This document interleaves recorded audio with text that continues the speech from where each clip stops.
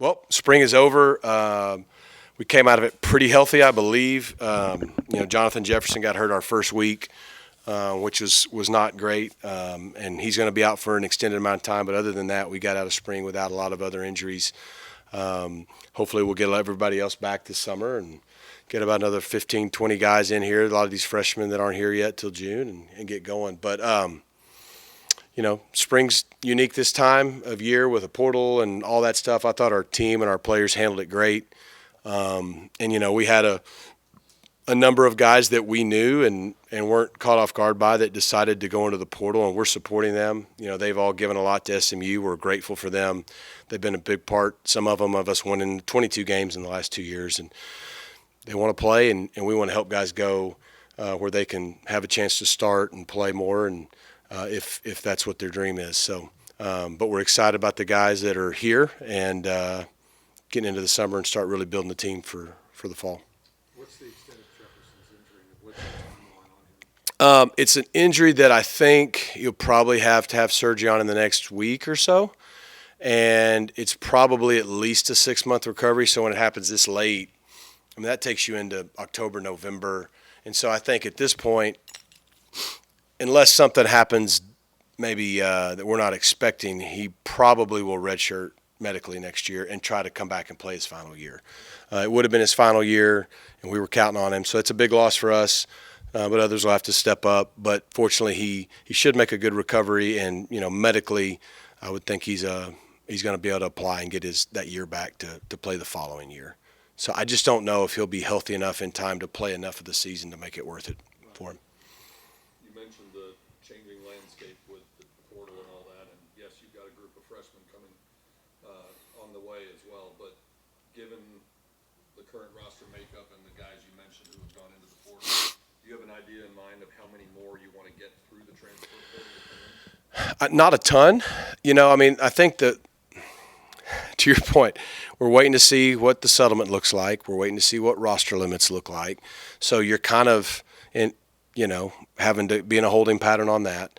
At the same time, even if you had good conversations with some of the guys who decided to go into the portal and you understand why they're doing it, some you weren't sure if they would or not. That's why some of them happened this week. And so you weren't maybe necessarily planning to replace certain spots. And so that changes a little bit. But I just – I wouldn't think a ton more. I think the biggest thing is we got about 3 hours and 34 minutes to get to the deadline to then know, okay, these are the guys that are for sure staying on our roster. And then once we get past that, we'll know exactly how many slots are left available. I don't think it's going to be more than 3 or 4, and maybe 5. I have to go. I don't carry the 1 as good as I used to. I've got that Arkansas math. But we got to go see how many of the 85 are available after we get through the portal deadline. And so we'll try to find the right fits to help our team. But I think majority of the team is here, with the exception of, I think we had 8 freshmen come in January and did a great job. I was really impressed with the 8 freshmen. And then the rest of that class, which is a really good class, will be here in about a month. And so I think that plus the injured guys, the R.J. Marylands, the Matthew Hibners, I think Zion Nelson will be full go this summer, which I know no one here has really been able to see a lot of him, but he's doing a great job. And there's others that I'm drawing a blank on. I think most of those guys will be able to have a good summer for us. So not too many, I don't think, as long as we get past midnight. It's still a ways away from the beginning of the season, but with all these changes and you having to deal with the transfer portal and whatnot, is it harder to gauge development for a team at this point in the year? Or do you feel like you can still kind of see those? It is. And then, of course, you said the changing landscape. What does spring look like next year? I don't know. Are we doing it the same we've always done it? Are we not having it at all? Are we playing other schools? 365 days right now in college football is a long time. So I'm not worried about that right now. But, yeah, spring is different. What I feel like we wanted to get done, we wanted to fundamentally get better. We got a lot of different guys reps. These last 2 practices, we divided the team in half, so we didn't have, our offensive line, if you have your top 10 offensive, they were split up. Same thing at wide out and DB. And so what it did is it had a lot of different guys working together. And sometimes that means it looks ugly and sometimes it looks good. But a lot of guys were getting reps to develop and get better. And then just the team continuity and the culture. And, again, I'm kind of in awe of our team and our players to be able to go through spring ball and a transfer portal in this day and age and to be professional like they were. I think we got something out of it. And so, again, we wish the ones the best that are going to be looking for a new home, and I think a lot of them are going to have success wherever they go. And the ones that are here, we're excited to come back at the end of May and really, for the next 8 to 10 weeks in the summer, really put our team together. For the freshmen that came in and those transfers that came in, just how big is getting them in the SMU way of life, into the swing of things? How much does spring just help with that for that group of guys? Oh, a lot. I mean, it doesn't mean the guys that are coming in a month aren't going to have a chance to help us. I mean, I think we got a couple offensive linemen. They're going to help us. I think we got a corner or a couple safeties that can help us. I think we got a few linebackers, D linemen. We've got a couple more wideouts coming in, and so running backs. But yeah, I mean, the last month for Jalen Cooper has been huge. I mean, Daylon Singleton was doing some good things too. Missed the last week and a half with just a mild concussion. He's been cleared and he'll be fine. But, I mean, those reps give those guys a chance to make an impact in the fall. Same thing, you look in our secondary. I think Tyron Polley, you think Javion Holly, even Jalen Shivers up front. Like some of those guys getting those reps is going to give them a chance to help us this fall, where if they're coming in June and not really getting those kind of reps till August, I don't know. I don't know if they help or if it's later in the season. So it definitely helps for those that could do it. When you look at, you're talking about your departures, so how do you look at your quarterback room right now? Yeah, and look, it's no different in this situation. That always gets the most attention. Keldrick Luster's a winner.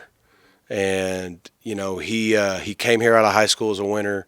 He came here in day one and was a great teammate and a winner and performed well and was a guy that we had a lot of confidence last year going down that stretch. I know we had Kevin and Preston, but if something happened and we had to play Keldrick, we felt good about it. He's a Division I quarterback, a Division I starting quarterback. And I think a big part of him loves SMU and wanted to be here, but he's going into his third year, and quarterback's tough. It's not like wide out in other positions where you can rotate guys. And so it gives him a chance to start somewhere. And I know there's already teams interested in him. And so we hate to see him go, but, man, we're for him. And, yeah, it makes our quarterback room thinner. Obviously Kevin got through it healthy, and we're excited about just the continued development of him. I'm excited for him to have a summer with a lot of the guys healthy and around him and continue to lead. Our team believes in him a lot. I think Ty Hawkins for a freshman was really solid. I mean, he was steady from the first day to the last. He didn't get too high, didn't get too low. He didn't have any days where it looks like he hit a wall and just kind of mentally handled it, physically handled it. So it's just more opportunity for him sooner than later. And then we'll see where Tyler Van Dyke's knee is. I mean, his rehab's doing well. But that's the three guys we have right now, and then Charlie Pfizer. And so, NFL teams carry 2 and a third. So, we could get thin pretty quick. That's probably how it affects us. But I look at it differently. I mean, we could be dishonest with a kid and try to get past the portal and then have a fourth quarterback, or we can be honest and try to help him. And if he wants to play, support him. And that's kind of what we chose to do. Things change, though. I mean, with names coming into the portal or what have you. But would you be comfortable if you started fall camp with those 3 quarterbacks in scholarship, which you have right now? I would, as long as they all stay healthy. Yeah. I mean, here's what I'm comfortable with. I'm really comfortable with Kevin. I think that probably goes without saying. I'm really comfortable with Ty as a freshman. Don't get me wrong, he's a freshman. But, Kevin Jennings came in as a freshman and at times got thrown into the action and had poise. I see some of that same poise in Ty, both intangibly but also physically. So I know Coach King's excited to get to summer and fall camp with him, but he showed us that he could be ready to be called upon if he has to be as a freshman. Now, that doesn't mean he's going to be ready to roll. He's still a freshman. But and then I want to believe that either at the beginning of the year or at some point in the year, Tyler Van Dyke would be healthy, and I totally believe in him. So I think the 3 we have will all be capable of going in and helping us win games. But 3's one less than 4. And I got a lot of faith in Charlie too, but we've gotten to our 3rd guy before. So that's a concern for anybody. But I think in this day and age with the transfer portal, roster limits, the revenue sharing, I think you're going to see certain aspects of our game go to more like a pro game, in terms of depth. we don't have a 53-man roster, but guys are leaving quicker if they're not the starter or a high rep backup, and they're not getting certain revenue share opportunities. They're going to leave quicker, which means it's going to be harder to consistently have great depth. I don't think it's going to be an issue that only we have. So it's a long-winded way to say I would love to have 4 healthy quarterbacks, but I do believe in those 3 guys, and we're going to have to make it work. Of the additions that you guys brought in from the portal, I think the UCLA kid, you can speak. I can, yeah. And any of the others, what will those guys bring to this role? Yeah. Well, the ones I can speak to have signed, TJ signed, and he was UCLA's leading rusher last year. I think Derek McFall and Chris Johnson, CJ had a really good spring. Those guys are explosive. They're versatile. They're great in space. They can run it. They can catch it, similar to things Brashard was doing. So those guys are really good weapons for us. You think how Brashard and Roderick Daniels were used. There's some similarities. They're their own people, but we needed a bigger, more physical back. With LJ deciding, like LJ's another great example, going to Rice. I think he'll rush for 1,000 yards at Rice. And so, but we lost a big back there. So TJ gives us a big back, but he has some speed and he has some wiggle. Like he's not just a, physical downhill runner. He can get in space. He can catch the ball. So I think he gives us a bigger back to help in that rotation, but he's got experience.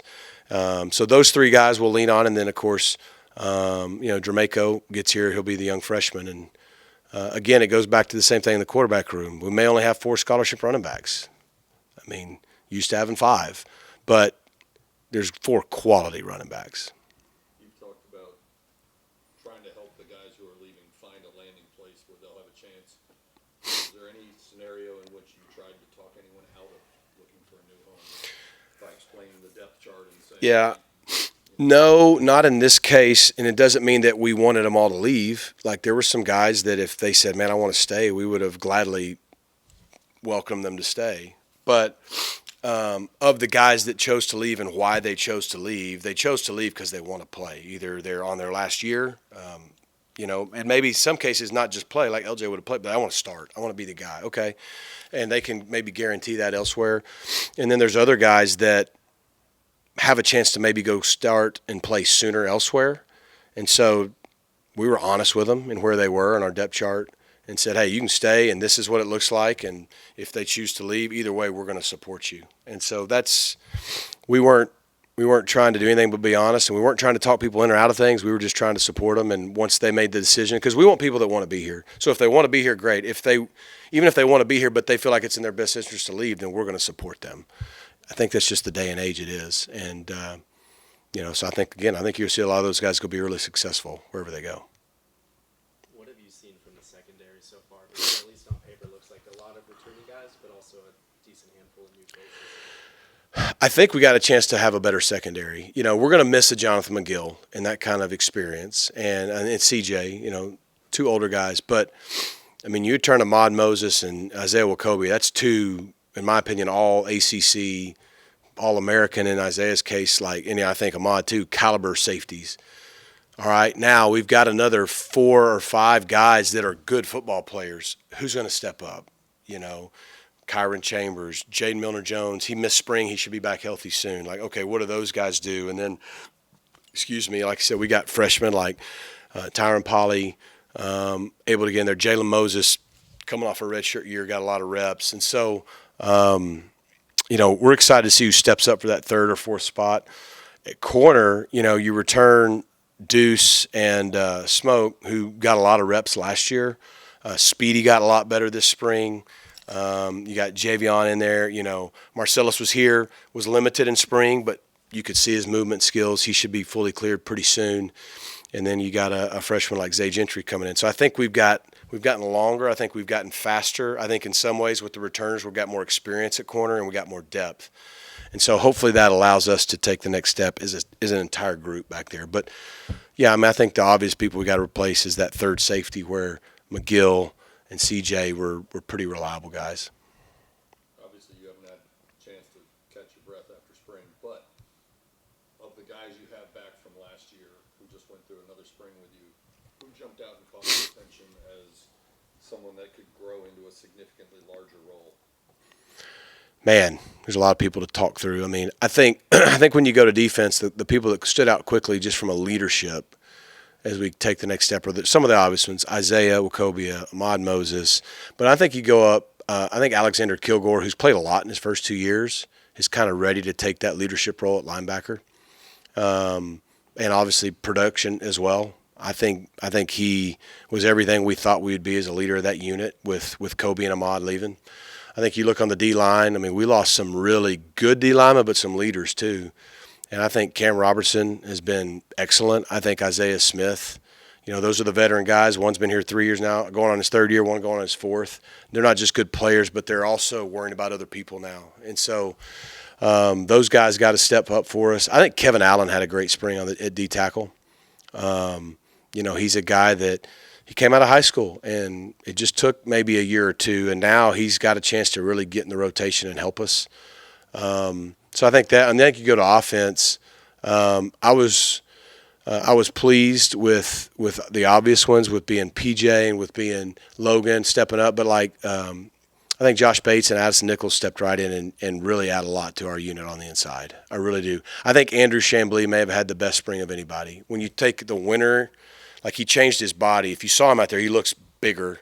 You know what I mean? That was his issue last year. He was long, but the strength, he's bigger, he's stronger. You give him a summer, I mean, he's got a chance to really be a good player for us. So up front, those guys, and then I already mentioned Derek McFall. I think Derek McFall, for a true sophomore, you saw flashes of him as a freshman. We're excited about him, and then we need Romello Brinson and Jordan Hudson to step up and be the leaders and have the kind of season I know they're capable of. And so all those guys, to me, did some really nice things. I'm sure I left some out. I was going to say, with your receiver room, you got those two veterans with Brinson and Jordan, but then you've got a youth Yes. going on there too. Could you see you playing three tight ends? I mean, presuming that RJ's all the way back, and you spoke highly of what Moore's done. Yeah. And obviously you got Hibner coming back. Could you see that scenario where you play three tight ends in one? Yeah, formation? and that's a challenge this spring. Y'all asked me development, like R.J. Maryland didn't go through spring. For the most part, Matthew Hibner didn't go through spring. That's two of our better players that are going to play a lot. So you don't necessarily see what the offense is going to become without them. But, yeah, I think you'll see if those guys are healthy, they'll be on the field a lot. Adam Moore will play a lot. I do think Tripp Reardon took some steps in the right direction to be able to give us some depth there as well. It'll depend. I mean, yeah, we're going to get our best players out there, and our tight end room has a chance, if healthy, to be really good, be really productive. And I think RJ and Matt are they're seniors to be, they're two NFL players. So, we'd be crazy not to use them more. And we were starting to do that when RJ got hurt last year. But we also need some of those young guys to step up. I mean, I think, again, Jalen Cooper and Daylon here, the guys coming in. And then Link Rhodes, the junior college kid, we went out and got him intentionally, hoping he can come in and just plug and play and make a big impact. But, yeah, I do think you might see us use more 12 personnel than we would have in the past, and that's fine. Is Moore a kind of guy that could split out like RJ? Yeah, I think Adam has a lot of versatility. He could play in the backfield. He could split out. He's still got, in just the details and the finer things of playing out in space to do, but the athleticism and size and ball skills are there. So, yeah, I mean, I think those three guys, to your point, are for tight end about as athletic as you can get anywhere. Yep. That offensive line group, like you said, you got a freshman coming in that's going to compete, but what did that look like in kind of getting that first feel of what that 5 or even, Yeah. and then, what that top 10. Yeah, so the way we did spring is we went 8 practices out of the gate, and then we took like a week where we only practiced a light Friday, almost like a reload week. And then we finished these last 2 weeks. We only went really twice a week. We divided them into teams, competed, have some fun. But those first 8 weeks, I thought I saw the signs of an O-line that has a chance to even take the next step. And I think we've been good on the O-line the last 2 years, but I think our depth, I think we have enough returning experience with guys like PJ and Logan and Savion and Nate and Andrew. That's some really quality players with experience. But then you bring in Josh and Addison with experience, but add a lot to the inside. And then we expect Draymond Odoms and Abel to come in and compete to be in the rotation of the 2 deep for freshmen. And look, if they're not, that doesn't mean they're not going to be great, but we're going to give them every chance to be. So I am optimistic our O-line, if we can stay healthy, has a chance to be really good this year. It seems a lot of programs are rethinking spring games, and Yeah. you had the renovations on the field. But if you could put together your ideal spring event for the fans, Oh, man, that's a great question that I haven't thought about, so I probably won't give the best answer. Yeah, I mean, with the college football set up the way it is right now, I know there's a lot on the table once the settlement gets settled one way or the other. Do we continue with spring ball? Do we move to more of an NFL OTA model in the late May and June? I think there's a lot of, maybe support for both. If the model changes, then you can answer. But that's the hard part about college football right now. Until we know the rules, until we know the hard rules, it's kind of hard to tell you what we think's best. Because as soon as we tell you, then the rules change, and we're like, well, that wouldn't be good anymore. Let's do this. When should the portal be? Well, I don't know. What are the rules going to be next year? And so all of that, I think, takes into account. Look, you want to do a spring if you have spring football, you want to do either a spring game or a spring showcase or a spring event for your fans. That's why you do it. You do it for your fans to come and see your team and get a sneak peek. You do it for your players to be in front of your fans. And that's really the reason you do it. After that, you don't want to get players hurt. Whether you go in March, whether you go in April, we've already talked about it. A kid can get hurt, needs a 6-month surgery. He's going to at least miss half the season. So that's a challenge, but it's also football. So I don't know. I mean, if the portal stuff altered a lot, the people out there, wanting to play spring showcases, I think that's a great idea. Just I do think the one thing that is, are we going to get guys hurt? And now that you're, the way you're paying guys, you're doing this, you're doing that. I don't know. I think we need to get the rules, and I'm hedging a little bit on the answer. I think we need to get the rules of the game, and then I think we need to rethink it. Because I think what we've done so many times is when the rules shift a little, then we try to shift everything with the rules, and it doesn't make it fit anymore. So give us the rules, and then let's start with a blank slate and say, what do we need college football 2025, 26 to look like now? Not what did it look like in 1995 or 2010, and let's try to keep some of those old. If they don't fit anymore, let's change. You know what I mean? We didn't used to have a signing day in December. We used to have it in February. We didn't used to have OVs in June. Now we do. Well, a lot of the other stuff has stayed the same around those, and all that is big changes. Just I think we just need to start over and say what's best for college football and get a new plan, and then I'll answer what spring ball should be. You talked about the optimism you have at different position groups and the things you like at different position groups. Based on what you've seen in the spring, and what you know about guys who are injured, and what you know about guys who are on their way back, like Zion or the incoming freshman, what are the biggest question marks you have still you would like to solve in fall camp? Great question. I think we got a chance. I think we got a long way to go because it's hard to have the level of success we want to have. But I do think we have a team that has a chance. I think the biggest thing we have to figure out is where are we going to replace the production on the D-line, particularly the interior D-line. I think we have enough returning players and incoming guys on the edges to still be really good. Where do we have not only the production but the depth at D-tackle? And then I think linebacker. When you lose 2 linebackers the caliber we did, we like the guys that are back. It's just a lot. That's a lot of games. That's a lot of tackles. That's a lot of experience. So I think that's the area on defense that we need to sit right up the middle is. And we believe in the linebackers on our roster, and we believe in the D linemen, getting them all healthy and all that, and some of the pieces coming in.